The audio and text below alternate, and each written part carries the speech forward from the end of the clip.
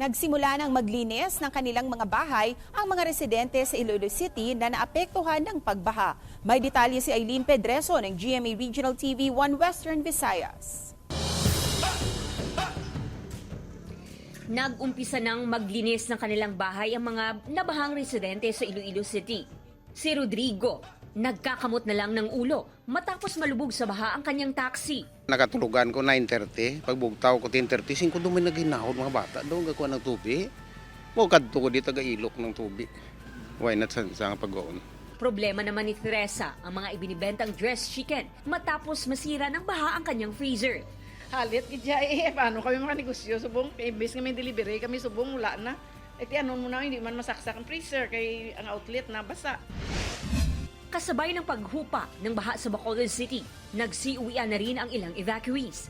Gaya na lang ni Jen at ng kanyang 7 kapatid na pansamantalang nananatili sa isang evacuation center dahil sa pagtaas ng baha sa kanilang lugar. Ma-pray lang kita sa Ginoo nga nga safe lang kita yata na. Upang magamit naman ang pondo ng LGU sa pagtulong sa mga apektado ng baha, isinailalim na sa state of calamity ang Bacolod City. Suspendido pa rin ang klase sa lahat ng antas sa mga pampubliko at pribadong paaralan hanggang sa Biyernes, September 1, base sa inalabas na EO ni Mayor Albi Benitez. Maging ang uton LGU ay plano ring magdeklara ng state of calamity matapos maapektuhan ng pagbaha ang 22 sa 37 barangays sa bayan. Nagaplano ako kay daw kalamidad na ganito lang kahit almost sa 70% o 80% na ang apektuhan sa aton bilog nga banwa. Dila kita guro mapadulong kay para at least magamit man kung may state of calamity magamit man sa barangay ang ilang kalamitipan nila. Sa datos naman ng RDRRMC 6, umabot na sa 88 na bahay sa Western Visayas ang napinsala dahil sa malakas na pag-ulan at hangin. Nasa 62 sa mga ito ang partially damaged, habang 26 naman ang totally damaged. Umabot sa 42,889 na pamilya o mahigit sa 150,000 na individual ang apektado sa rehiyon. Namahagi na rin ng tulong ang DSWD sa mga apektado.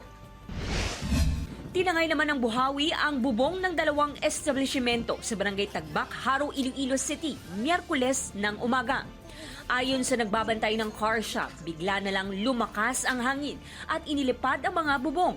2 kasamahan nito ang nagtamo ng mga sugat matapos mabagsakan ng natangay na bubong. Pag-abot niya, nampak niya hindi ang kuha na muna, nga muna top. Gulpe lang ko kinulbaan man ko siyempre natabunan, hindi kita ko ginatabunan sila kadua mo.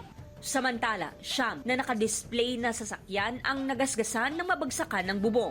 Mula sa GMA Regional TV 1 Western Visayas, Aileen Pedreso ang nagbabalita para sa GMA Integrated News.